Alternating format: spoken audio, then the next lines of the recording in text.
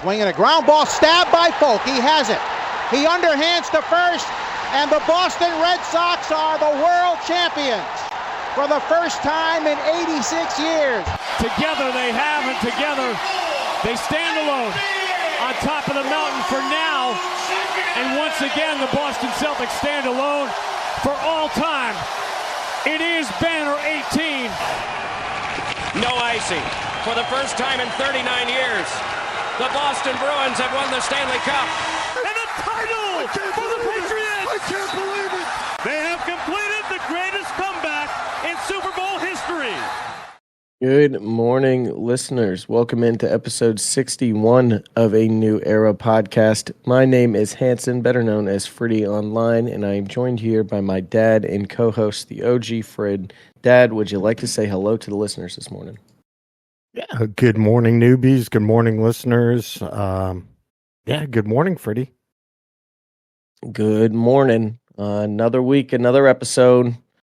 As we continue to move along here in the middle of the hockey and the basketball seasons, and we continue to move closer to baseball and getting us through the summer. And the NFL offseason moves along with the combine happening. I think actually finishing up yesterday. It doesn't finish up today. So yeah, big. I wouldn't even say a big week, just a normal week of what we're going to see during the offseason here of football, I guess. And as we continue along with this playoff push for the Celtics, and I would try to include the Bruins in that, but we've lost 6 out of 7 here. I know, but we're still, although we have to jump 4 teams to make it in.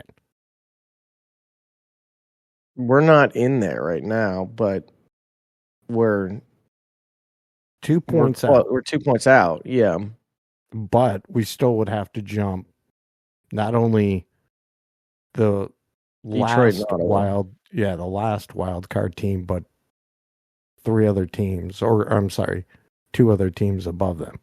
So it'd be 3 teams we'd have to jump. I guess. Let's start off with them. Yesterday, 1-0 loss to the Wild in Minnesota to end the second end of a back-to-back. We had a game against the Penguins Saturday. Midday game there, ended up pulling that one away 3-2, even though Brad Marchand went away with an injury. I think it was an upper body injury in this one. Friday off, Thursday played the Islanders at home, lost that one 2-1. Tuesday, an absolute heartbreaker against the Maple Leafs, a game in which had a great lead, and I think it was 3-0, and then it ended up being 4-1 at some point. No, 4-3. No. And then 4-4, and then into overtime and lose it 5-4. In a game that you just cannot lose in that way.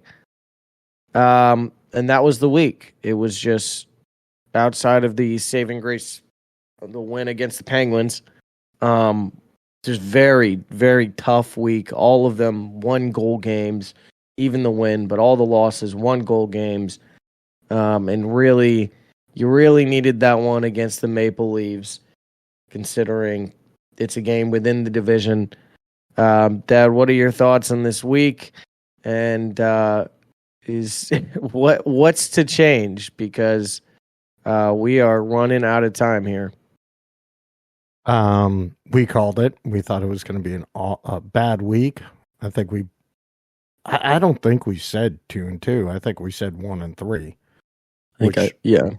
Which actually, well, didn't really occur. What, a 1-2-1, technically, with the points. What's got to change?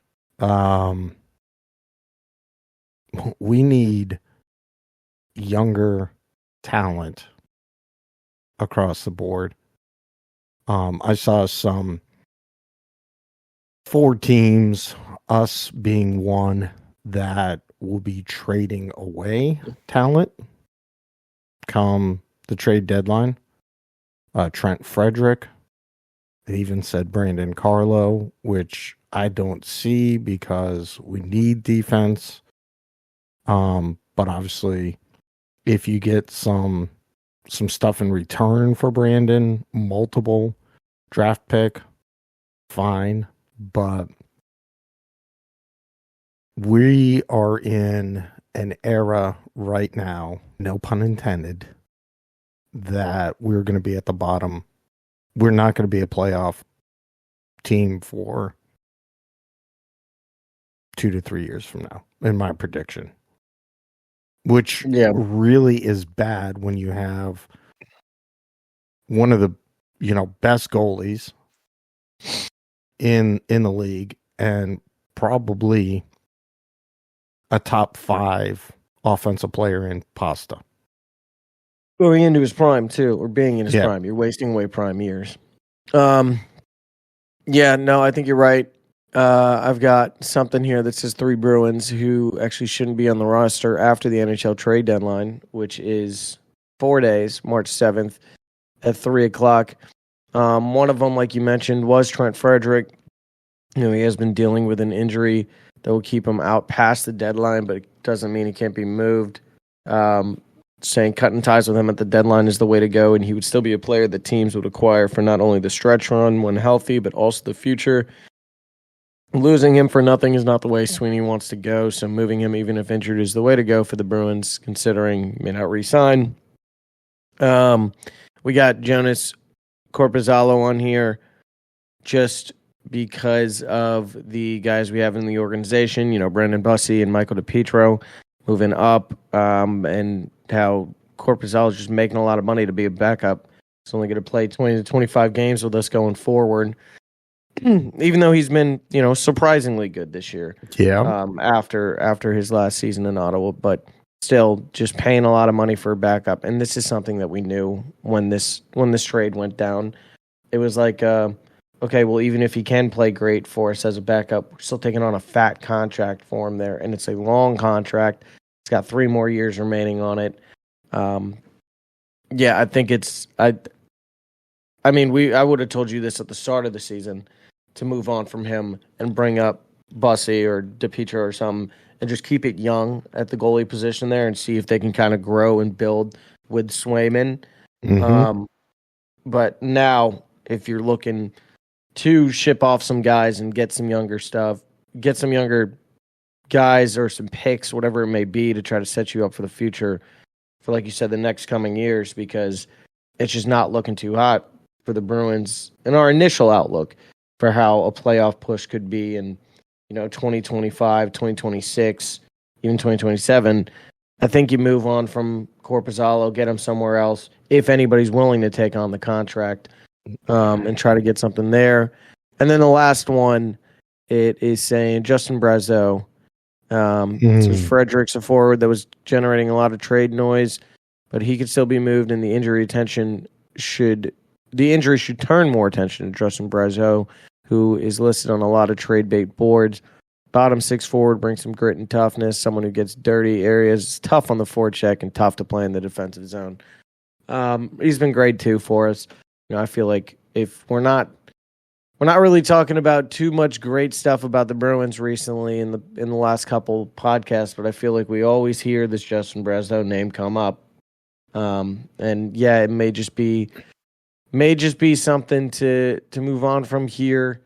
Try to get something for the deadline and see what happens.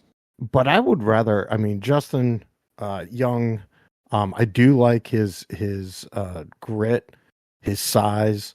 I'd rather keep him and somebody who you didn't list who's having a career year. See what we can get for him. Geeky. I don't want to move on from Geeky. That's an absolute no to me. Biggie's no. Why? Really? Why do you say that though? I just think, obviously he's playing well because of Pasta and that line and Zaka I think this is the right opportunity, though. Again, last year 17, beyond that this year in goals and points. But is Morgan Geekie this going forward? I mean, if you put him on the second line, no, I don't think so. Mm-hmm. I would rather sell high now. And I guess it's fair. He's still young, though. Mm-hmm. 26, a lot of years ahead of him. I don't know. I think that would just. I like Geeky. That might be why I'm saying that. I'm a fan of him when I watch him play and stuff. But I don't know. Something needs to happen. I don't know who it's going to be. And we'll obviously talk about it once it does happen, as the trade deadline will be this week, and we'll have an episode next week that we can recap all of it. Something needs to happen, though. We've been saying this all year in different regards, whether it be coaching hire, the coaching fire, and the coaching hire, whether it be the run that we went on after Sacco got hired as the interim, or whether it be the cold runs that we've been on recently. Something just needs to change, because we are how many games into this season? 62, and it just feels we have just been floating at sea level there, and at this point we're just starting to sink, and there's really no way of getting back up there. And I feel as if right now, when I looked up, the standings and where it is, I almost feel as if this could be the same point like we were talking about the Red Sox in September. In the fact that, we're so close. We're there. A win. We're close. Like, I just remember in September, every week we came on, we were like, okay, we're 2 points out or whatever, the wild card, 2 games out. We could make a push. We got, this schedule coming up. We need to go 2-3. Similar to the Bruins right now. I mean, we're 2 points out. A win, with a bunch of losses there. We're there. But I just got the same, I think even more than I did with the Red Sox. I just got a feeling as if we're not going to make a push. Joe, when he started, it was exciting, but I don't think he's the coach going forward. I think there'll be another coach in here. And, your whole big push to get rid of the management, get rid of Don, I don't think it's going to happen.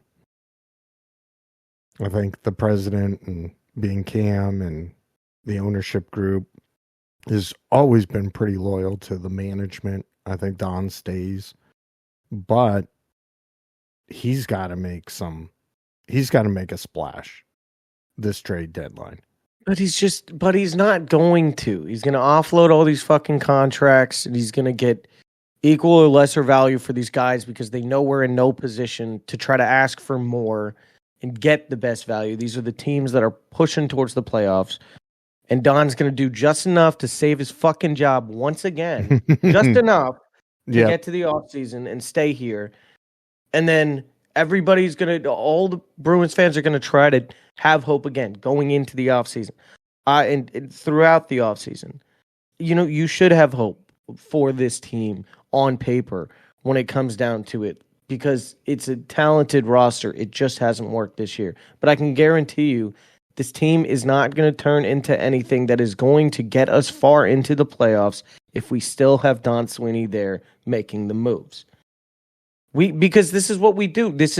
We got rid of fucking Bruce Cassidy and Jim, and now going to be Sacco, and it might be some guys, including Marchand, our captain at the deadline potentially. And it's all of these moving parts, all of these moving players. New players signed last free agency. Big splash on 2 guys, Zadorov and Lindholm last free agency. But this same thing is happening. This team just isn't stepping up. What has been the constant thing the whole entire time? It's Don Sweeney. He needs to go. but it's just not going to happen. I thought us missing the playoffs was going to be enough to get him out of office. But no, it's just not going to be it, according to what you're saying here. He'll stay along again. And I won't have hope to start next year as I did this year because I will know who's still pulling the strings. No, I agree on the fact that I don't have much hope, obviously, for the rest of this season and into next. Which, again, is a shame when you have two of the most talented people at their position, top 5, which teams would absolutely love those two guys to start their organization. And yep. Yeah, I don't know, man. Yeah. Yeah. It's just it's a lot of it's a sad situation for a club that was the President's Trophy winner 2 years ago. 2 seasons ago.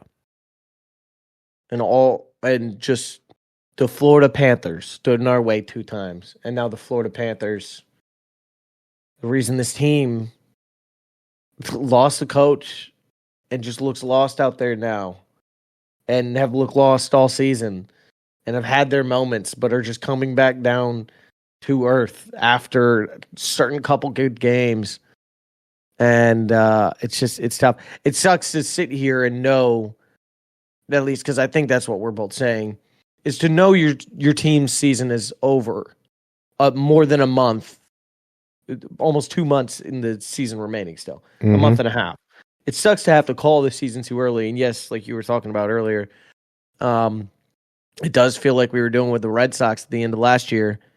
But I don't know. I felt better about that one because it was like, the math on it made more sense. You know, we're coming in here, well, there's a 7.86 probability chance that we can still make the wild card. And then the next week, we'll go, it's a 14. You know, and mathematically, it might still work out for the Bruins. They might be in a better position. Like you were saying, 2 points down. You know, that's very doable. But every week we come in here and I look at the schedule ahead, and it doesn't get any easier because even the easy teams, we haven't been able to consistently beat down on this year. We've lost some games that we shouldn't have. And so I look ahead at the remaining schedule for the rest of the year, and it's just, there's some games here that I can tell you with absolute certainty we're losing. And it's the majority of them. Speaking of which, let's look ahead at this week. Tomorrow, we get a day off today after the back-to-back. Tomorrow, the Predators come to Boston, 7 o'clock, against Nashville. On Thursday at 7, go 2 to Carolina, play the Hurricanes. On Saturday, we are still away. We go down to Tampa and play the Lightning there before a couple days off until our first game next week on Tuesday. So 3-game week, Dad. Predators, Hurricanes, Lightning, 2 on the road, 1 at home.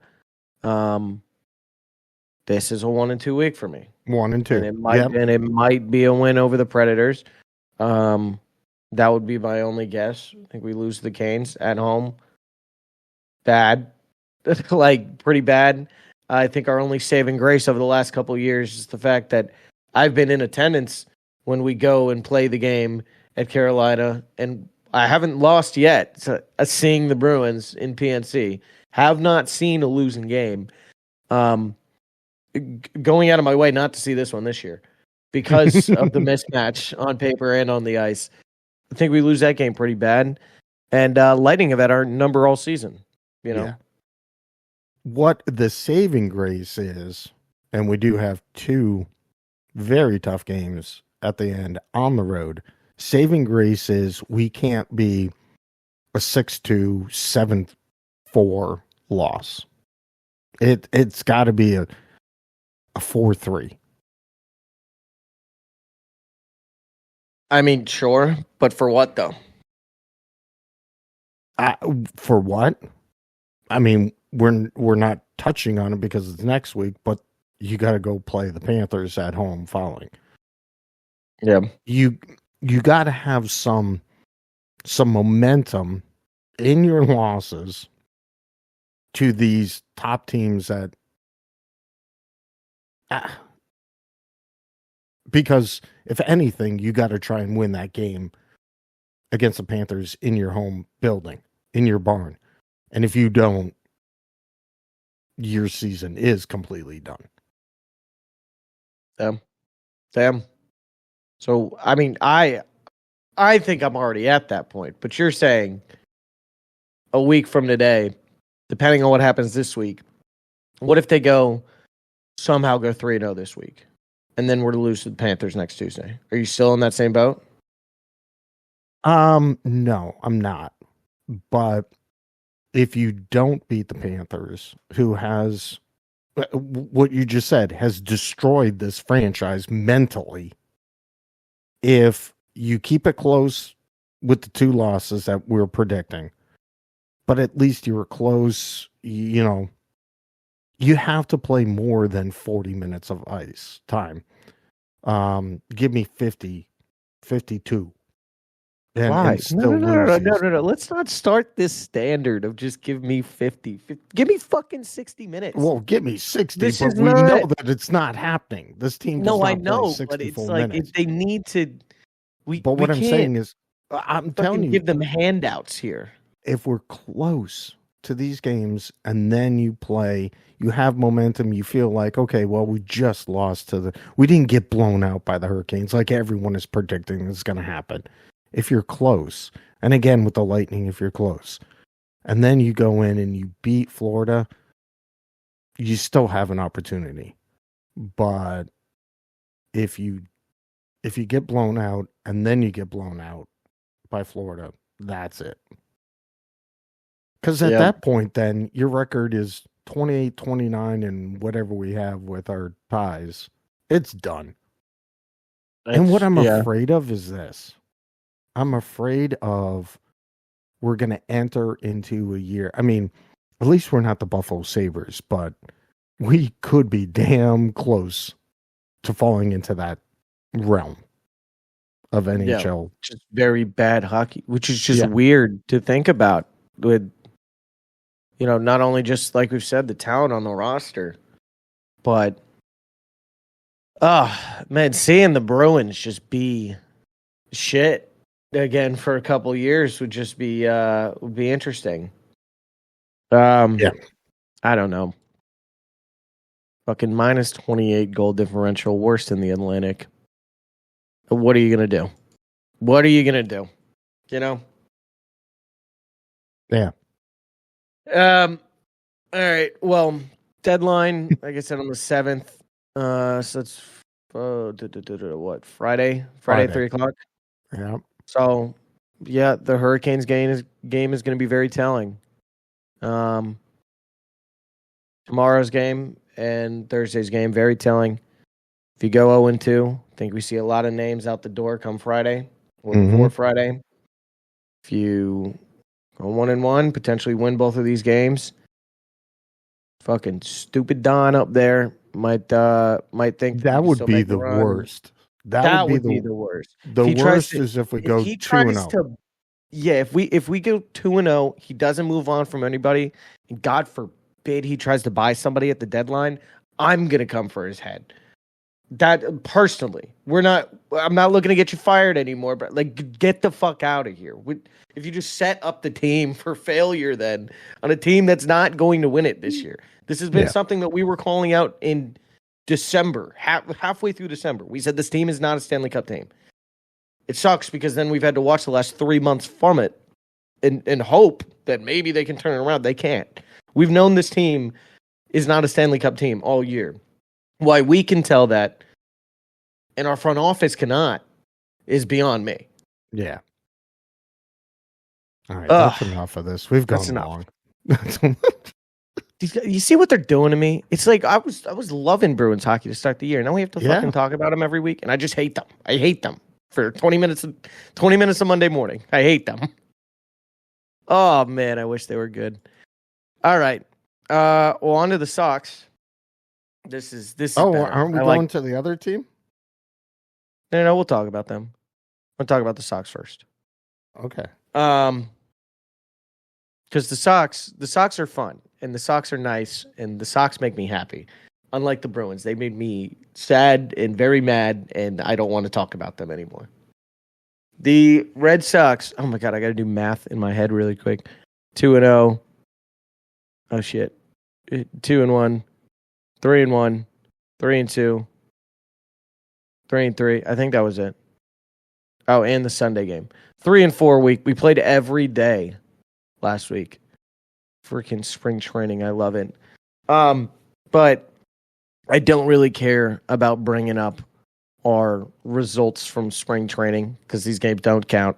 It's just going to show you who's in there and how the team looks. And another promising week, I'd say, from the Sox, the spring training Sox. We saw Walker Buehler make his debut yesterday. I think he ended up going, I had it, and now I lost it. I think he ended up going 1.2 innings for 4 strikeouts. And let me not jump the gun here, because yes, it is spring training, and yes, he only saw 5 guys or whatever it was. But from what I saw in his 4Ks, that looked like the Walker Buehler I've known at his peak. You know, with that high K upside. I'm not talking like Crochet or Sale upside or something like that, but I know Walker can strike some guys out and can paint some corners when he wants to. He looked good. He looked fresh. Didn't look like it was, hurting or anything. Rehabbed well. So that was exciting. In terms of our other starting pitcher that we got, Garrett Crochet laid out some possible benefit to getting the extension done with the Red Sox before opening day. He seemed very open to the possibility of playing the 2025 season without an extension to potentially up his value, but he had a different tune when talking about the extension. So it looks like, I think this is something that we knew once the trade got done, that we were going to try to get him extended, but it seems like he's really all for it as of right now and looking to stay with the Red Sox long term, which is exciting, very exciting. And last thing I've got here before we just, give it to you and see what we've got. So, we've been talking about Vladdy for a little bit and how he will be a free agent next year. And I thought that's where we were just going to leave it at, right? Just, okay, well, we'll get to him next year and see if he can sign with the Sox then. Maybe that's why we weren't spending so much money this offseason, then we ended up doing it. I guess the trade talks between us and the Blue Jays are heating up a little bit because now it is pretty known in the Toronto organization that they likely will not re-sign Vlad. Saying reports came out yesterday that the Red Sox would be very interested in trading for Vlad since they're looking to move on from Tristan Cassis. This trade would make sense for Toronto, seeing how they won't re-sign him. Any deal here would likely begin with Tristan Cassis as the star in return. Red Sox would likely also have to trade multiple other top 5 prospects. They could look into sending Wilyer Abreu as well. I think that would be something. That would be more of the deal. Cassis, Abreu, maybe like that Garcia kid has been playing a lot. Yeah, but maybe add in like Mikey Romero there or something, because it says top 5 prospect, but I think we all know it's not going to be one of the big 3. That's what they want. It won't be one of the big 3. Yes, it would get the job done, but in this situation with Vladdy, who most likely will just be going to free agency next year anyways, and sounds pretty certain that he wants to sign here, or at least is very interested in us, and we'd give him the whole pitch and everything. We'd do everything that we would need to do to sign Vlad Guerrero Jr. in free agency. Then why give up one of your top 3 guys for a guy that you might be getting anyways? So I think if they're going to offer some, it'd be a Cassius Abreu, another prospect, or maybe, a number 4 or 5. I don't know who's. Let me go look. I want to say this. I don't want to say this without knowing. Luis think Perales and Franklin Arias. I mean, there's got to be a reason why this Jackson Garcia has been playing so much. The password is what they're calling him. Yeah. I mean, he's almost in. Seems like he's almost in every day. Yeah. That he could be a showpiece. Getting at least a couple at bats, couple hits here and there. I mean, if you think about it, I mean, giving up Tristan and Abreu alone, that's a lot. But yes, it is an incredible, incredible player, Vlad Guerrero Jr. Who is that right-handed bat that would be incredible for us in Fenway. Seems like a lot of. I mean, I've seen these guys before. You got Cespedes too. There, 19 shortstop, number 7. Miguel Bleis, outfielder, 21 with Greenville right now. I mean, you got Dick Fitz down there. Good old Dick Fitz at 9. Peyton Tolley, the lefty out of TCU that we got last year, I believe. He's sitting at 10. Garcia's actually sitting there at our 12th prospect right now, and Mikey at 13. I don't know.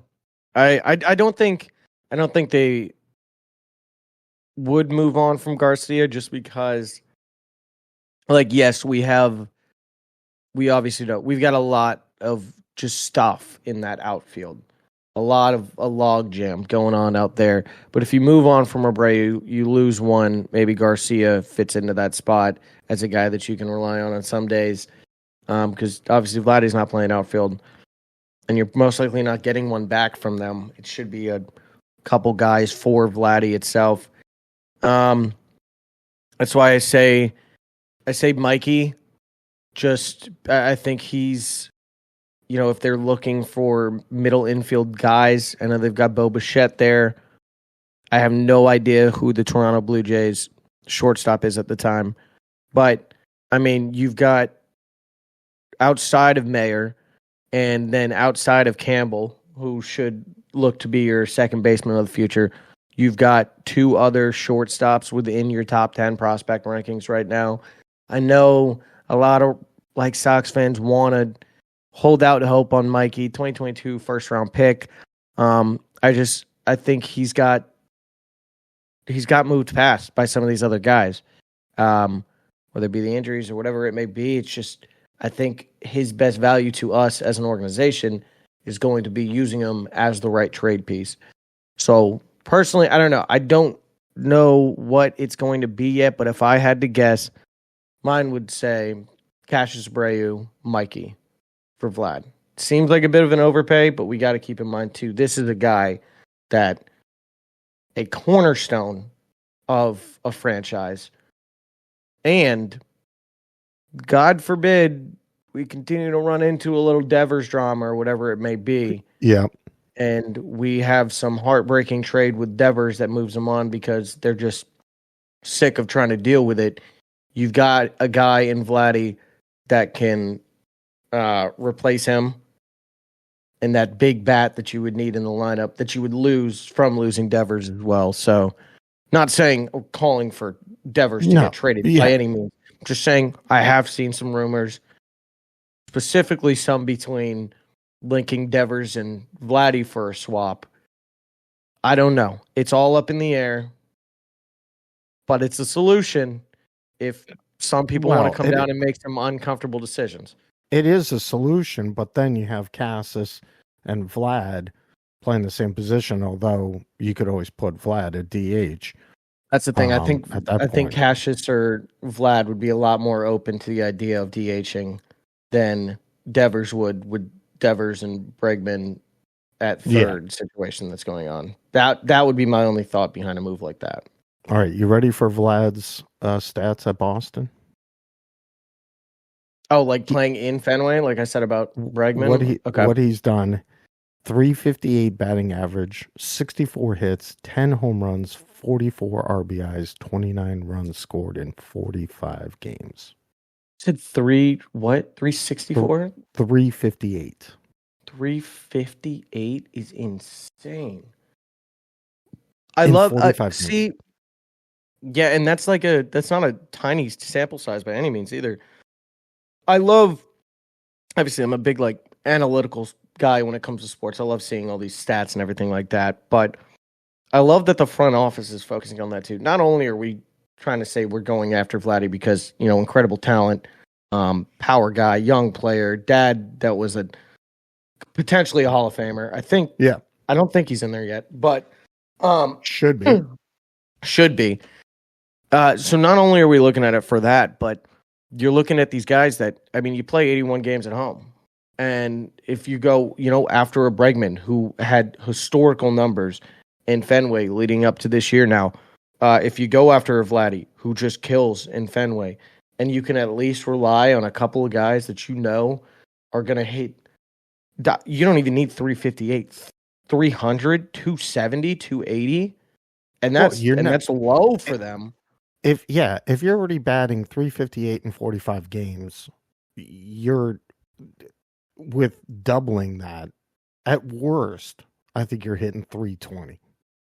You're not going to fall to 270. I think that's a little. 270. No, I think that's. I think that's way too low. I'm just saying, absolute worst case scenario. If they were to hit 270, that's still a great. Well, yeah, still a great average at this point. But I think the way that he could pepper the wall, and again, 10 home runs in 45 games. Yeah. Great pace. So now you're doubling that. Easy. That's 20. He's easy a 40 home run guy at that point. Potentially 45. Yeah. He's got some pop. Let's not get too excited over Vlad Guerrero yet.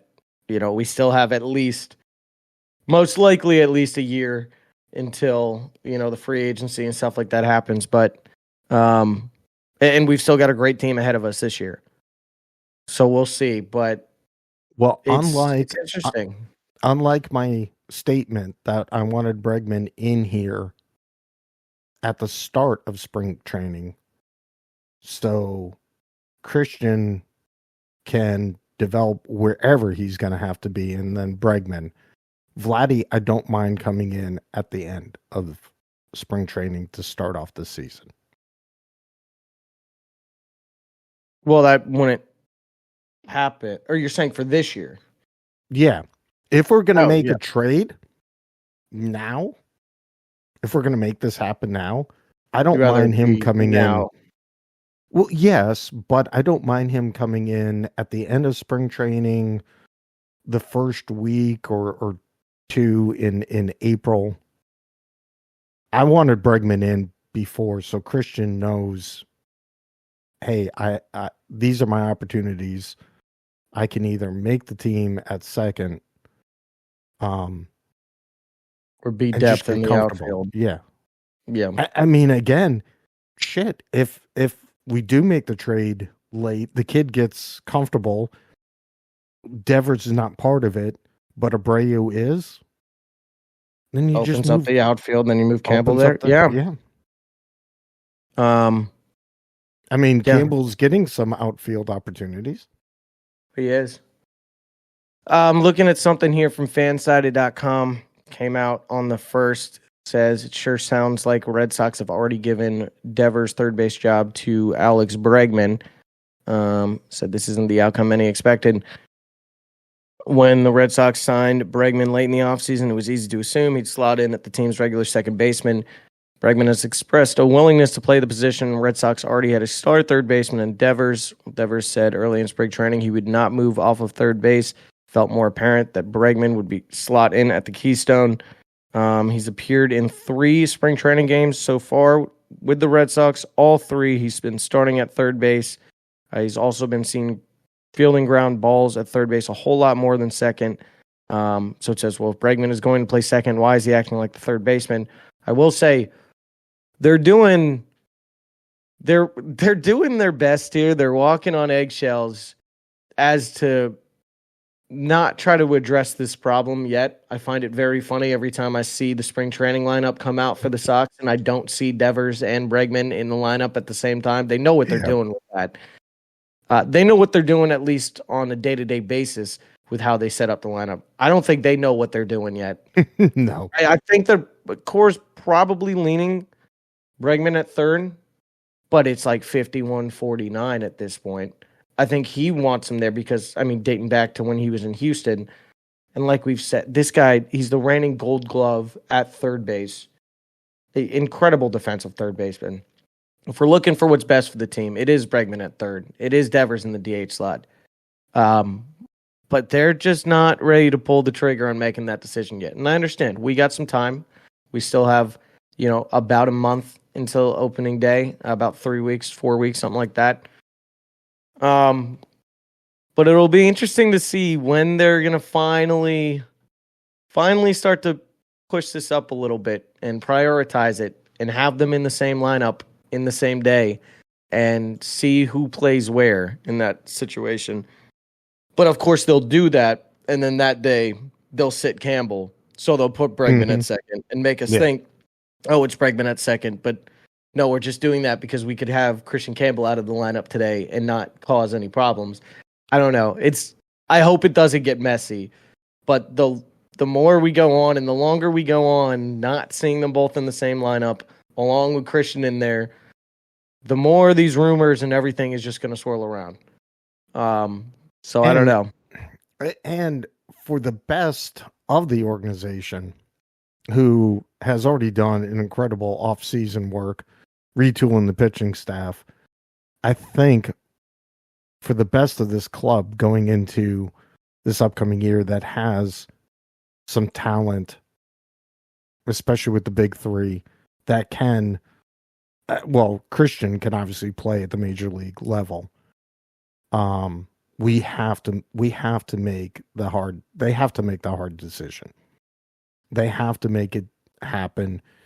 And at first I was sitting here thinking, okay, you got Crochet, Cassis, and if you do make the trade for Guerrero, oh my God, that's 3 potentially huge free agents that you're going to have to do something with. But if you can make a move to get Guerrero for Devers, and then you save that money that you're already paying Devers, maybe. Yeah. I don't want to do it, but it makes a lot of sense because you get another right-handed bat that you need. Yeah. I mean, we are left-handed heavy. We are. Did you say Marcelo Mayer this week? 3 days ago, I can't remember. I think it was the Friday game. We did have a lineup where we had the big three batting 1, 2, 3 for us. Anthony leading off, Campbell at second, Mayer at third. And it was not at third base, batting third, that is. Mayer was incredible that day. I'm looking at some just because I bookmarked this because I thought it was funny. In that game, is in the first, RBI triple, scoring Christian Campbell. In the fourth, a base hit. In the fifth, a 2-run home run, scoring Roman Anthony. The Sea Dogs quoted it on Twitter. They said, because MLB said Marcelo Mayer's putting up a show. The Sea Dogs quoted it, and they said, or better known as the 2024 Sea Dogs game. So just exactly what we'd expect out of him. He's looked insanely comfortable. Good. Yes. Insanely comfortable. And he was obviously the one that we were not the most worried about, but just to see how it was going to translate, because of the injuries that he's had and the time that he's had to try to adjust to now the major league level just within spring training. I mean, the games that I have seen him play, he looks like an MLB player already. Insanely comfortable up there. One of the craziest things that I have loved watching out of him, his eye is phenomenal. Mm-hmm. He actually had one, I think, on Saturday, where now that we're doing the automated ball and strike thing with the robot umps or whatever it is, where you can challenge the pitch. He had one that was on a 3-2 count. Definitely, I mean, you could tell it looked outside. They called it a strike originally, immediately went, tapped the helmet to get it reviewed, and they show the review of it, and it is probably half an inch under the strike zone, wasn't touching it though, and the call ended up getting reversed. That's a big league guy right there. And then he's putting big league contact on the ball, and defensively too. You see him in the picture. When they're going up and pitching, you can just see him popping up over the bottom of the screen. Looks insanely comfortable out there. But that's something that I think we've always known. Defensively, he was going to look pretty comfortable at that shortstop position. Obviously, it's going to be different, change of pace, a different speed once we get into the actual season. He's playing actual regular season games. But he's impressed me so far in this spring training, along with Roman, along with honestly all of these young guys. It's just a matter of, once we get farther into spring training here, who is actually going to make the opening day lineup. That is going to be, he's making it very difficult for the GM and Alex. That is going to be a very, very tough sit down. Because obviously he's showing that he can play up here. And yet, I don't want to see him make the roster and sit behind Trevor. I want to see him with at-bats. Yeah, but I'd rather have him on the roster. Not to say I'm hoping for a bad year by Trevor or anything, but I would love to see Trevor bounce back, and we get the Trevor story that we were hoping for when we did sign him to that 4-year contract. But he is a guy that we do have to worry about injury concerns. And can he make it through a full, probably not 162, but can he make it through a full 130, 140 for us? And at least if you have Mayer there, maybe it's a 50-50 split. It's probably not. It's probably more like a 60-40 throughout the start of the year. And I think it'll at least there's some sort of safety blanket there. Story's starting and Story's just not what we need him to be. It's like, okay, well, now we have Mayer at the shortstop position that we can bring in there, which is something we didn't have last year. The shortstop and second were always a question for us. Who's playing it today? I don't even think they fucking knew. They woke up and they were like, I guess you're playing short today. At least we have that safety blanket as if Story isn't the guy. We've got Mayer that we're assuming he is going to make the roster. And is he going to turn into your everyday shortstop? I'm not sure yet, but there is some security in the sense that we know shortstop isn't just going to be a toss-up for 90% of the year this year.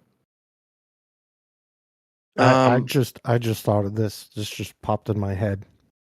I would do Devers and Abreu for Guerrero and maybe a prospect in a heartbeat, because you could then put Bregman at third, Mayer at short, Story at second, and Cassis at first. Yeah. And then Campbell out and right. Have a rotation between Campbell and Anthony and right. Yeah. Last thing here for the Sox, Dad. I've got 2 players that will be missed from last year's Red Sox team and 2 that won't. For the ones that says will be missed, number 1 being Tyler O'Neill. So we chose not to extend his qualifying offer, probably because of the power bat that he added to the lineup. But I feel like we're going to find that elsewhere with some of these guys, and especially Bregman, who, has just been raking so far through spring training. The other one being Chris Martin, out of the bullpen. That's understandable, although I feel like we've made at least, I'm not entirely super stoked about the bullpen, but we have made some moves there, with Justin Wilson and Adrales Chapman coming in.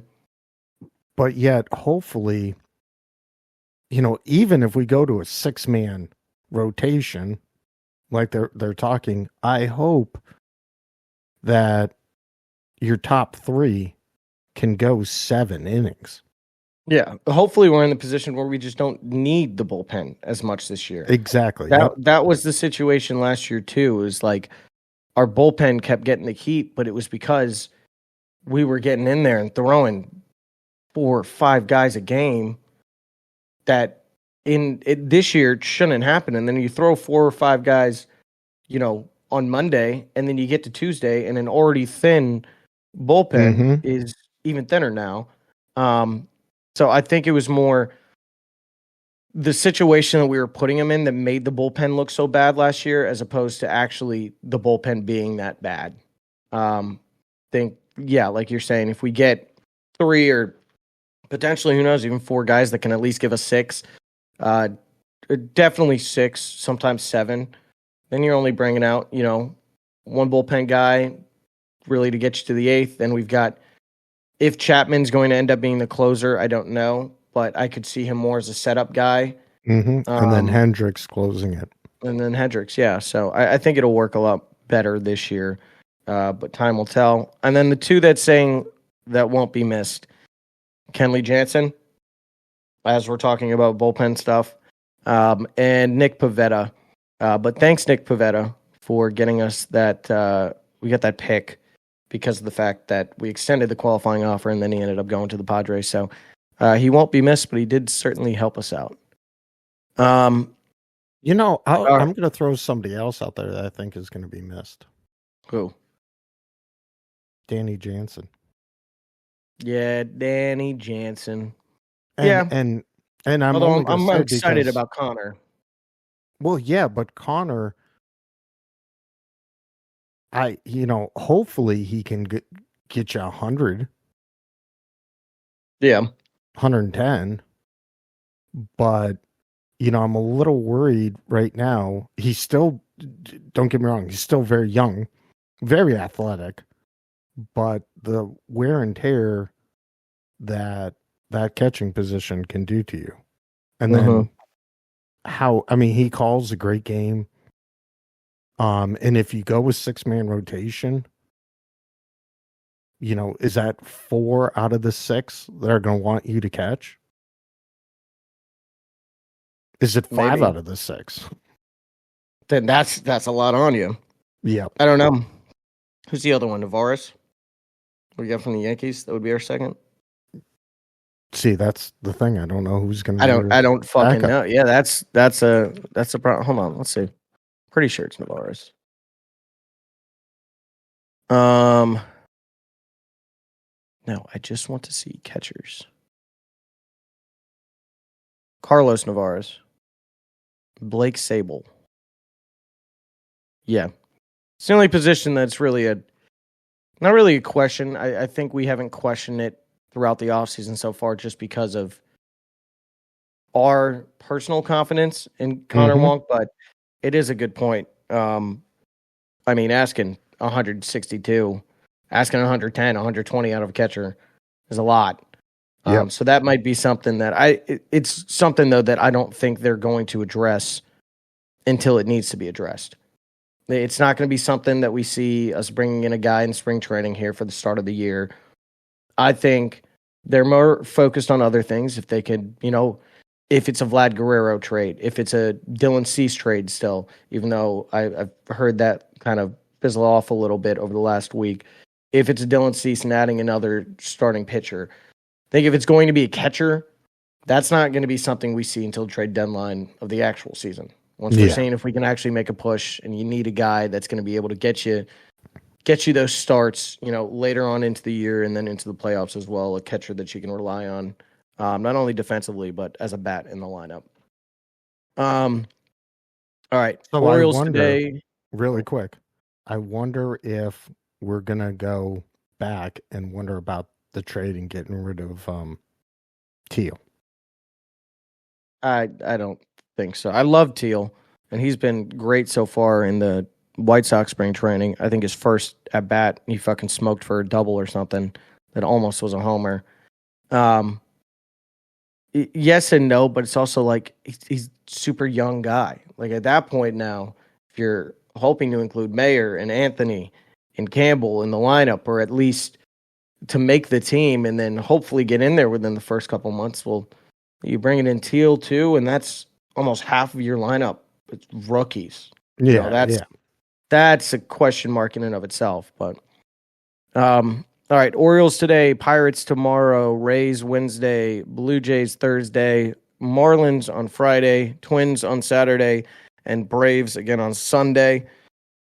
Another full week of Red Sox baseball here. We don't get our first day off of spring training until next Monday. We're not going to give a weekly prediction here because, once again, it's spring training. But March 3rd, spring training going on until March 23rd. 20 more days of spring training. We get 4 days off, and we start the year. So we're getting there quick. Before we know it, we're going to be doing an episode talking about how the season is here. And pretty exciting stuff. All right. Let's do Celtics. Let's do Celtics here. Pretty good week by the Celtics here, I guess. I know we do have 2 losses that came with it, but I didn't necessarily feel too bad about it. Pick up the win against the Nuggets yesterday in a game that we were able to close out. We were up pretty big in this one, certain points, especially in the second, but we're able to show that we can, hold the lead and get into the crunch time at the end of the game and beat a good team at home there in the Nuggets 110-103.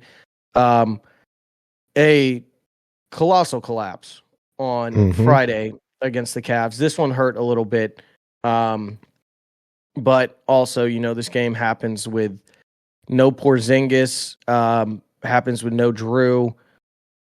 There's only so much that Tatum and Brown can do in that situation to keep the team going. I mean, Jalen with 37, 5 and 2, Jason Tatum with 46, 16 and 9. And then they end up losing that game 123-116. I know this has welcomed a lot of Jason Tatum hate because of what he was, saying once we were up 25-3, telling the Cavs to get the fuck out of there, and then end up losing the game. I'm gonna chalk that one up to the other guys. And in a position where Drew and Porzingis are here, I don't think that same comeback is happening. But I'm not going to go after their necks too much after the 2 Jalen's put up, 93 combined points. I mean, they had incredible games there.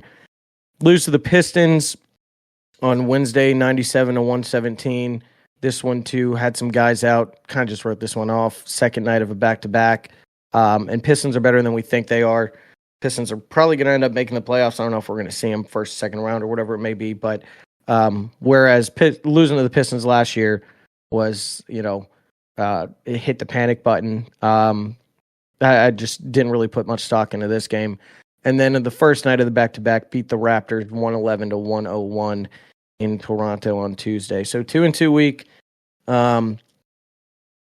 Looking ahead here, we've got the Blazers on Wednesday. We've got a good amount of days off here. Starts a little homestand. Blazers on Wednesday, back-to-back. We play the 76ers on Thursday. And then we got a primetime matchup. First time since Luka has made his trade to LA. Saturday night, I think ABC. Lakers, Celtics in Boston. So we continue on with this homestand. I see 2-1 week at worst. I see a 3-0 week realistically.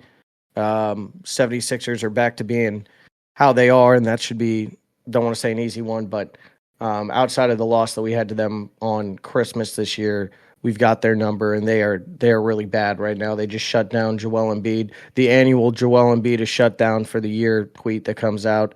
Trailblazers aren't even in the same league as us right now. It really all comes down to Saturday.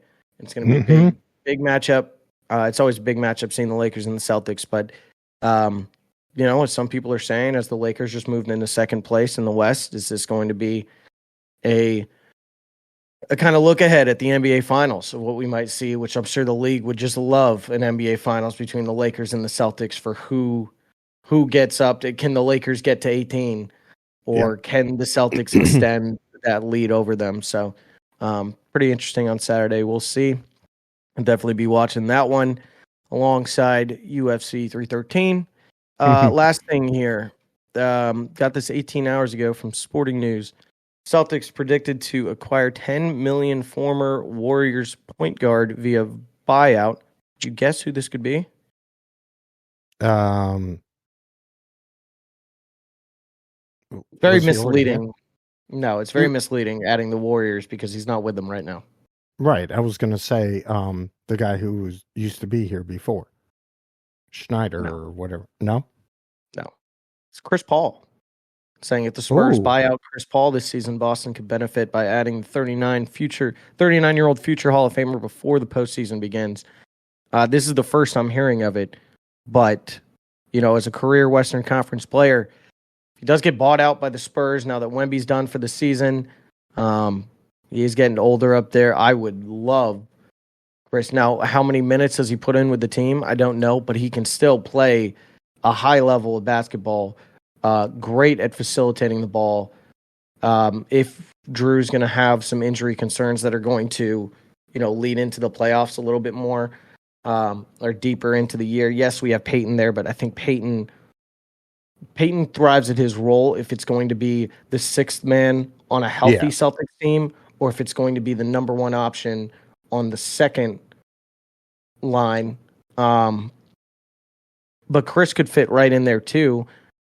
You'd be a little undersized with a Peyton and Chris like backcourt, but maybe if it takes the ball out of Peyton's hands a little bit to not force him into, but make him more as a role of like a 2, as a spot-up shooter, as that guy doesn't need to bring the ball down and you can run off-ball plays for him and off-ball formations to try to get him open for these threes. He's got a little less eyes on him, a little less pressure on him. I think it would complement his game pretty well, along with Chris being able to facilitate very well to our depth big guys and, pick and rolls. He's an absolutely incredible pick and roll player. I think it would be great. This is the first I'm hearing of it, like I've said. But if it picks up a little more steam, I'm all in for this one. That leads into a point I was going to make because the game yesterday, watching it, that second unit, and Tatum didn't have his offensive game, but the Nuggets made that 10-0 run when you had Q was out there, Tatum, Peyton, I think Sam was out there and somebody else, and that unit just looked very lost. It was surprising. Usually you have Brown in there with that unit, not Tatum, but he was there and he had an off, and they just offensively didn't look comfortable in who was going to get the ball. Uh-huh. And if you put in Chris at that point as your point guard, Peyton can then just go around and be that shooter that he is and not have to worry about, okay, well, am I bringing it up? No, Jason is. But now Jason gets to a point where, he's at half court and he's got to give it up. And now Peyton's got to try and run the offense. And Peyton is not a, can't create off the ball his own points. Mm-hmm. Yeah. He's got to all of a sudden, roll out, get someone to pass it to him, and then he can hit. I was just very surprised how the Nuggets had that big run with that unit in, and it looked completely lost. They had a bunch of more turnovers. I think at that point they had their 6th turnover of the game at that point. Peyton is not comfortable at that. Yeah. You got 2-1 or 3-0 week? I got a 2-1. Okay. All right. Moving on to the Pats here. Couple things before we get into some combine stuff. Obviously, big trade news coming out of the NFL. Debo got moved to the Commanders for, I think, a 5th-round pick on like Friday or Saturday or something like that. So Debo is off the board, but I think that's something that we talked about him and Cooper a couple weeks ago, and Well, Debo is a dynamic player. I don't know if I'm more relieved that he's moved elsewhere and he's off the board for us because it does open up the possibility for some trades elsewhere, one of which being DK Metcalf and the Seahawks. The Patriots have reportedly kicked the tires on the DK Metcalf trade. After Debo was moved, DK would be phenomenal. I mean, he's a physical specimen, and I think if you're looking for a guy that can be a true number one on the outside for you there, go and get him, go and get the ball type guy, DK would fit that pretty well for us. They're reportedly targeting Ronnie Stanley too, as some O-line options are starting to dwindle ahead of free agency. I know there was some guy, I cannot remember his name right now, but he was an offensive tackle, number 77 for the Rams, that did get re-signed by the Rams, I think on Thursday, who was supposed to be one of our top targets in free agency. So aggressively pursuing Ronnie Stanley. I think he's a great option there at the O-line. It's just a matter of if we can get it done. But free agency is coming up soon. I think it's on the 11th, I believe. So we'll see what happens and see whatever splashes they're able to make at the start of the free agency window. And then the combine. So I've got something here I want to roll through really quickly before we get into some talk about the combine and then our wide receivers. Pat's Pulpit has 13 Patriots-related winners and losers from the NFL Scouting Combine. And I'll go through them here. We start off with the quarterback. It says, the winner is the Patriots. After selecting both Drake May and Joe Milton in last year's draft, New England won't be using an early selection at the position. The more quarterbacks that go early, then will be beneficial in the order to push talented positional players down the board to the Pats, and they could be getting their wish. I know Cam kind of shined a little bit this week in terms of trying to really establish himself as that number one overall guy. Shador obviously decided he wasn't going to be throwing at the campaign, said that, his tape said enough for him. He was answering questions and everything like that.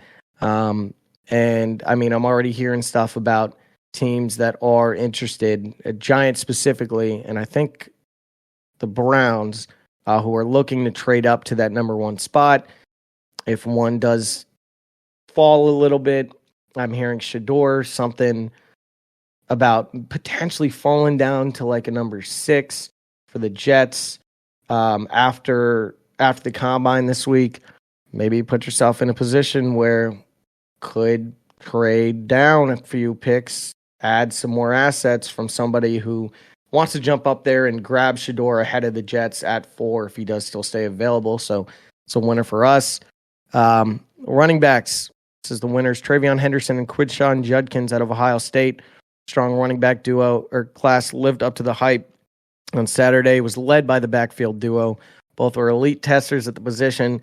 Henderson a 4.43.40, reaching a top speed of over 23 miles an hour. Judkins is more of a big body back, but recorded a 4.48.40. Both will likely not get out of the second round. Wide receivers. Winners Jalen Noel and Jaden Higgins out of Iowa State. Remember these names. I might have these guys in my top 10. Another pair of teammates who impressed on Saturday. Noel has continued to dominate the pre-draft process after a productive career for the Cyclones. Remains my favorite day 2 option after fantastic workout. Both of these guys, because of where we're picking in the first round, if we don't end up falling back a little bit, could be prime targets for us on day 2. And I think they both tested tremendously. As for the losers for the wide receiver group, it said the speedsters, Tez Johnson and Isaiah Bond, weren't shy at the podium this week when forecasting their 40 times. Bond said that he would break Xavier Worthy's record of 4.21, ended up clocking in at a 4.39.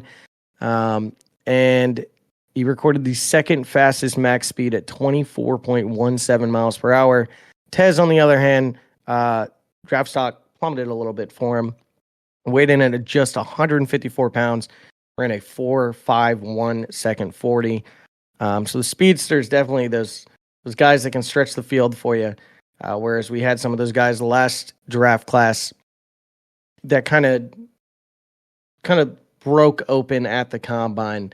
Don't know if that's going to be this wide receiver class really outside of Matthew Golden with a 4.29. It says honorable mention, Ted McMillan, consensus top receiver in the class, shared he had a good meeting with the Patriots in Indy this week. It was disappointing, however, that the receiver did not run as long speed as one of his biggest questions on his tape. Buzz around the combine was that McMillan's 40 time was to be slower than expected. Keep an eye on that. Tight ends, winner, Terrence Ferguson out of Oregon. Loser, Gunnar Helm out of Texas. I'm just going to fly through these now just so we get through them. Offensive line, winner, Armand Membu. I think I said that right, out of Missouri. This guy, Sunday ended up running what some people were saying, the loudest 40 in NFL Combine history, but he ended up running a 4.91. Something else, Will Campbell. I did bookmark this one. Will ran a 4.98 on his second attempt to get under 5. Looked pretty good to me. They do consider him a loser because we were reportedly viewed Campbell as a tackle entering this week. However, Sunday's measurements confirmed the expectation of Campbell's short arms as he measured as just 32.5/8 of an inch. While he shined in athletic testing, the arm measurements lands him in just the 7th percentile among offensive tackles. So he's an outlier at tackle. I don't know if they're planning on getting him at the guard level or center or something like that if he can snap at the NFL level. But hopefully the wingspan doesn't kill his chances of being a franchise tackle like we've been talking about for not only just last couple of weeks, but last couple of months. Honorable mention, Josh Simmons out of Ohio State.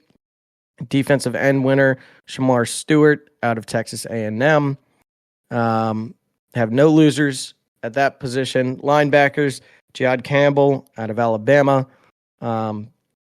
He's been a top talent in linebacker, even dating back to the season, but also ahead of the combine and everything that was to be expected. Winners for the defensive backs, DB Jahdae Barron out of Texas. Maxwell Hairston out of Kentucky, and Darian Porter out of Iowa State. And the last one, Nick Emenwari out of South Carolina hit a combine. They have combine grades. Hit a 10.00, the highest that you can be, I believe, at strong safety. Would fit in at free safety and corner as well. He'd also hit 10.0. Get this, at wide receiver. So he'd actually be number 2 behind Calvin Johnson. There's just a lot of wide receivers so due to rounding and such. He'd likely be a 9.99. That's crazy. Freaking nature. 6'3", 230 here at safety. So I could see how that size would translate to wide receivers, but I didn't know that. That's cool. Hits a 9.87 grade as a linebacker with size dipping him a little bit. And that's all I've got for those. But I'm going to have to check out this guy. Yeah. Before we start doing some mock drafts. That's insane. What do you think about those? And then we can kind of get into our wide receiver rankings here. Yeah. I mean, I did not see the combine. I wish I wanted to, but I spent Saturday watching college lacrosse, college baseball, just flipping around. But I guess the big thing out of it is and when we said this, the quarterback position is weak. Depth in both a lot of other skill positions and depth at cornerback kind of thing, which is exciting. Yeah. Which brings back, the running back position, the run game, seeing how important that is. And teams hopefully are going to want to get some of these guys, which, the last couple drafts, obviously in a mock, you see the trenches are going. And that's where our biggest need is. Yep. And if people are going, okay, we got to grab one of these running backs early to have a combination running back team, hopefully that drops the position, some of these players that we need, the kid from North Dakota State. Yep. You know? Yeah. No, I think that's a big win for us. I think running backs in general, even some of the later guys, but running backs as a whole had a win at the combine. And while I don't know if that'll really impact us in the first round necessarily, because you don't see running backs going too high in the first as is, even Genty probably won't go before at the absolute highest, I'd say pick 15. I see him probably around a 20 to 26 sort of pick. But it does help for the second and the third day. I think a lot of these guys played themselves into a day 2 pick. And yes, maybe early second, right before we pick, we see some guys trading up, or some of these running backs getting taken that leave some of the better and trench guys to get to us in round 2 that we didn't really expect to be sitting there. So, which probably is a win for Ramondre. Yes. All right. Before we get into our wide receiver rankings here, I've got, now that the combine is done, the actual prospect rankings from NFL.com. Going forward, since we're doing position by position, we'll actually go over these with our picks, but I do want to just run through the top 5 for quarterback and running back since we've already done those. So starting with quarterback, Cam Ward out of Miami, 6.39 prospect ranking. From NFL, Shedeur Sanders, 6.3. Jackson Dart, 6.19. Those were our consensus 1, 2, 3. We just had Sanders and Ward flipped. It's got Quinn Ewers at a 6.16, Dylan Gabriel at a 6.15 to wrap up your top 5 there. I know Will Howard, who I had up there, didn't have the best day at the combine. I don't know if that necessarily killed his chances or anything, but he's definitely going to have to rely on the pro day a little more. Moving on to running back, you got Genty at a 7.15, and then a huge gap with Travion Henderson, number 2, 6.38. Dylan Sampson out of Tennessee at a 6.36. What did he run? He didn't run the 40. Okay. Omarion Hampton, 6.33. And Quinshawn Judkins at a 6.33 as well to round out your top 5. So then wide receiver. I'll do these now before we do our picks. We've got Travis Hunter. They do have him rated as a wide receiver here as well. Let me see if they have him as a corner. They do. They got him for both. His combine grade is the same for both at a 6.89. Luther Burden, the third out of Missouri, number 2, 6.47. Matthew Golden out of Texas, like I said earlier, ran a 4.29, fastest 40 on the weekend, 6.4. Ted McMillan at a 6.4, and Emeka Egbuka out of Ohio State, a 6.37 to round out the top 5. Dad, I'll let you start off here. Give me your 1, 2, 3 for your wide receiver ranking so far. McMillan, Golden, and Egbuka. Okay. Was Golden's performance at the combine the reason why you've moved him up to 2, or did you have him? I had him at 2. I didn't even see that.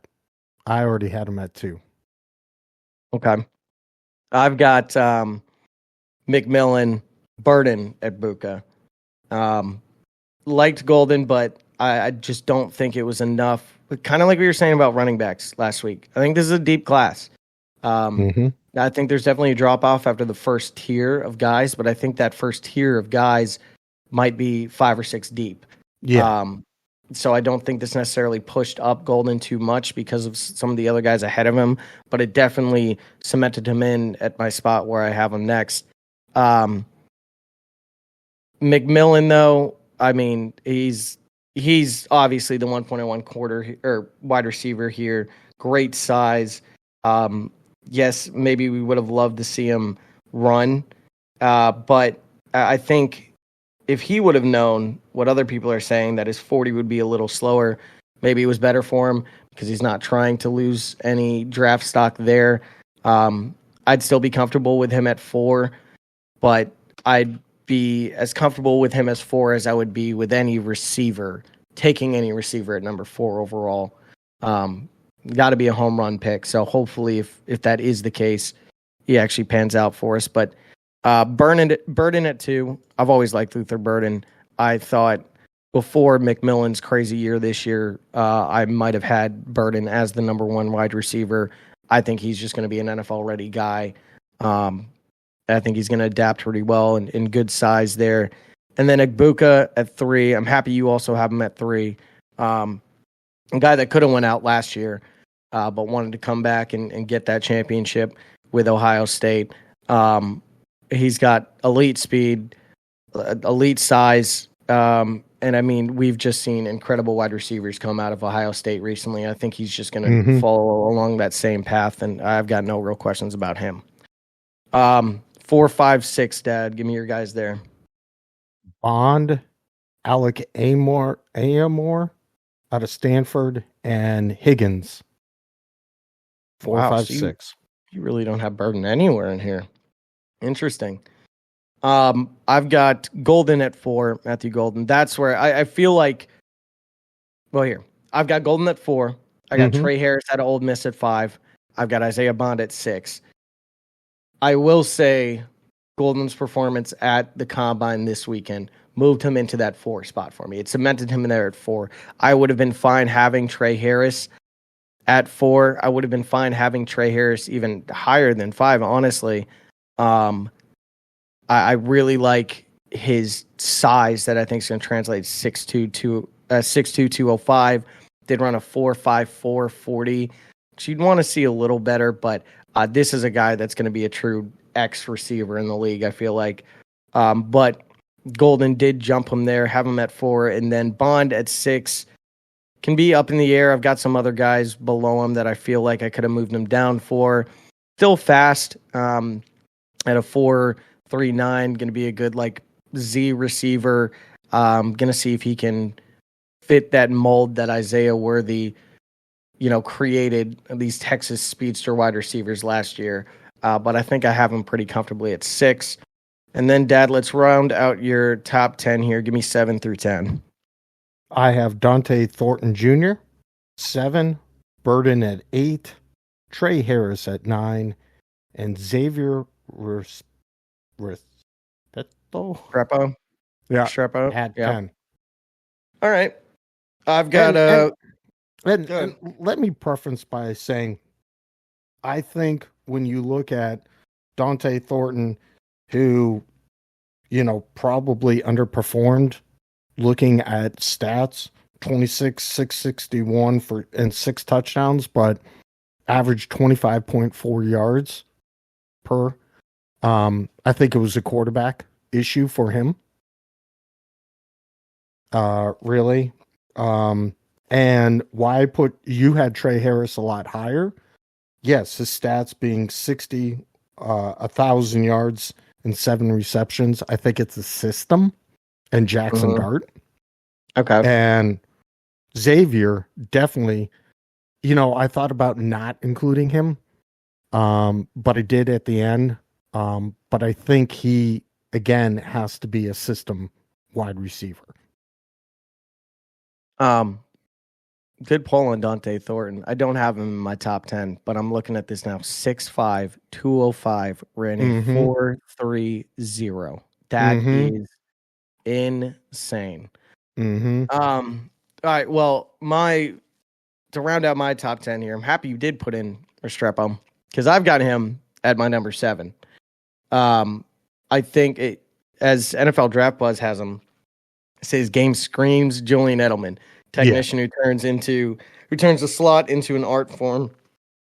He's also got great just footwork and route ability. I think that's stuff that can translate well to the league. And I think a lot more of these teams are relying on these slot guys that they can use as a safety blanket. I think he's gonna get in there and work pretty well for that. 5'10", 209. So not a tiny slot guy by any means. Ran a 4.45, not anything too bad there. I like him. I really do. I think he could be a good NFL wide receiver, but you're right. I think it plays into where does he get drafted and what system is it in. 8, I have A.O. Manor out of Stanford. 9, as I mentioned earlier when I was talking about the winners and the losers, I've actually got a pair of teammates here to round out my top 10, and it's the same ones that we're told in the combine article there. I've got Jaden Higgins at 9, 6'4", 214, 4.47 40 out of Iowa State. Plug and play receiver. This guy, go up and get him. I think he's going to be a very physical wide receiver in the league. And he's got just all the tools that I think are going to make him translate pretty well. And then number 10, I've got Jalen Noel. This is dating back a couple weeks now. I know once Vrabel got in here, they were already there was already some rumblings about him coming to the Pats and just being a dangerous weapon at the league. 5'10", 194, 4.39, 40. Insane footwork. This, when we talk about some of the best footwork in the class, it might be Jalen Noel. He could be a guy that you play a little deep, but I think he's going to be a better guy at your shorter to intermediate routes. Does have some drop concerns, but I think that can get fixed just by getting him ready at the NFL level and getting him with a good wide receiver coach. So that's my top 10. Oh, you just sent me yours. So yeah, nice. I put that in the image. But all right, well, that's the wide receivers. One constant I got out of this: size. This class has size. This class is big, very big. We had some of the guys last year that came in, outside of Marvin Harrison, pretty large. Malik Neighbors, decent size. Brian Thomas on that same kind of size. I think he's like 6'2", kind of like same size as Malik Neighbors. We've got some big fucking guys in this class. Yeah. Almost constantly when I was looking, 6'4" and above. Yeah. Whereas last year's class, I feel like definitely didn't rely more on speed, but definitely the speed kind of jumped off the page a little more. Where some of the guys were lacking in speed this year with this wide receiver class, they're not lacking in size.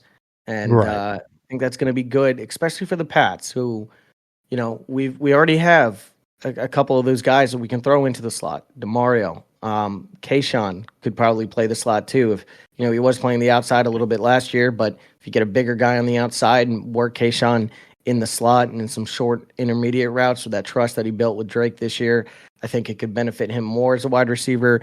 I think this is falling exactly into the Patriots game plan of what you need at the wide receiver position. And I'm pretty excited about the draft coming up in a month and a half now. So I know we think we'd do first mock draft today. We're run out of time, so we'll do it next week. Now that we have all the combine stuff in, we'll do our first 7-round mock of the Pats like we did last year. And yeah, pretty excited about it. Yeah. Probably more excited about our opportunities in this draft than I thought I was going to be earlier before on. The combine. Yeah. Yeah. Yeah. And I want to put in one other probably winner is Joe Milton in all this. Yeah. Heard a lot of trade stuff popping up about him. Yeah. If we can get a great pick or whatever it may be for him, I'd say go ahead, but I don't want to. I'd rather keep him. Yeah. If we can have that backup that we can rely on, not fall into a situation like, having Bailey Zappi and having to force him into games like we were the last couple of years before Drake, whether due to injuries or poor play. We said this last year going into the regular season, but after the preseason it's so nice to know, while Joe Milton might not be everything, it's so nice to know that we've got a guy that if something were to happen, don't feel like the wheels are going to completely fall off. Although and at first I was thinking about this, but then in hindsight, if we were, obviously it's great because he was already, part of us, but we already have a new system. We have a new system that's going to occur offensively. And this would be the opportunity to bring in, another late rookie to be a backup or bring back Bailey or something to be your backup. Obviously, no one's going to compete against Drake. Yes, I would be worried about potential injuries to Drake with his running ability that I'm sure is going to be a staple in the playbook this year. But yeah, I mean, if you can get a decent day 2, a second, or a high 3 for Joe, I think I would do it. Yeah, I've seen something about a second being rumored. Last thing here, actually, before I wrap this up, I see in your list. So you had Tez Johnson 9, and Trey Harris 10. Did his combine performance kick him out of there for you? No, only because I started looking at the stats and his size, and again, I think he was a system quarterback there. I mean, obviously Dylan being number 5 out of the combine, I had him, I think 6 it was. But yeah, I just, when I looked at his measurables against everybody else, I went, oh God, no, I can't keep him. Gotcha. And you like those big body receivers. Yeah. Yep. Yeah. I think, I don't know. I heard something this week about it when the wide receivers were going. You mentioned system for Tez Johnson, and people were saying, well, what if he just fits the Denver Broncos perfectly and he gets drafted back there with Bo Nix, his brother, and falls right back into a system for him? I don't know. Maybe that's where he would have the best play, but we will have to see. Combine is done. So our next big countdown for NFL. Oh, I was going to say, no comments, no haters. We have Travis as a DB. Well, yeah. I wasn't gonna put him in for the wide receivers. He already came out and said that he wants to be viewed as a corner. But I will say, I had this somewhere before we get out of here. Where was this? Because it was something on Travis Hunter. Hold on. Yeah, you just I sent it to you, didn't I? Yep. Okay. 2 days ago, Patriots absolutely love Travis Hunter. Defensively, the Patriots believe the best cornerback in the draft is Travis Hunter. Offensively, the Patriots believe the best wideout in the draft is Travis Hunter. Game changer on either side of the ball. Just putting that out there. So I think in that situation, if he does get there to us at 4, I think you take him. But I think they do end up taking him.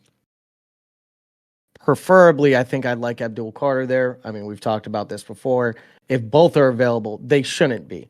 If both are available at 4 to us and we have to make the decision between Abdul Carter and Travis Hunter, somebody else in the top 3 fucked up. I'll tell you that one. Yeah. But I assume one of them will be gone before us, and whoever is remaining between those 2, I think has to be your guy.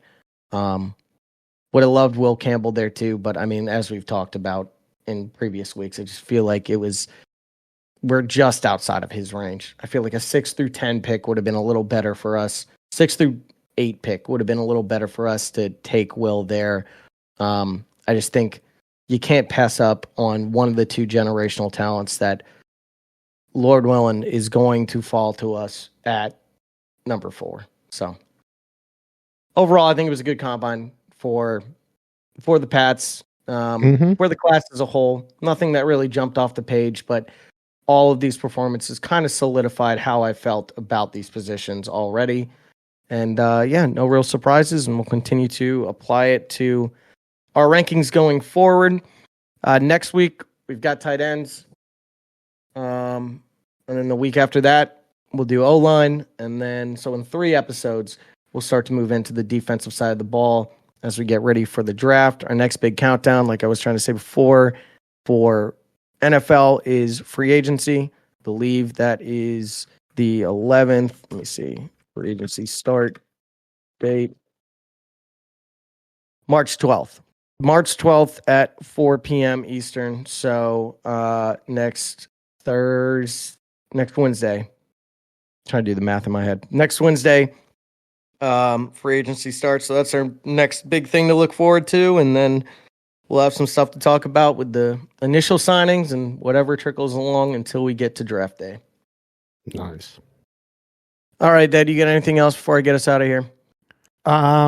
Just following up, we're starting in some conferences and men's basketball conference championship week. Others will follow up towards the end of or beginning of next week. So exciting for that. And I'm going to tease it, dude. I'm going to tease it. We got ourselves an interview for next week. We do. A little tease. Don't give too much, but this one should be pretty exciting. Yeah, that's all we're going to say about it.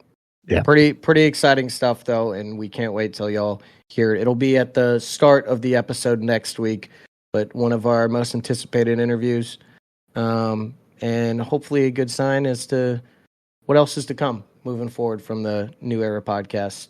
So, yeah. All right. Well, if you guys would like to keep up with us on social media outside of the episodes, make sure to do so at A New Era Podcast on Twitter, at A New Era Podcast on Instagram, A New Era Podcast on Facebook. And if you'd like to email us any questions, concerns, or funny business, A New Era Podcast at gmail.com. We appreciate you guys listening to this episode, and we will catch you guys next week for episode 62. Yeah, I said 61 at the start of this episode, right? Yeah, sure. I always forget by the time we get to the end. See you next week for episode 62. Love you, son. Love you, Dad.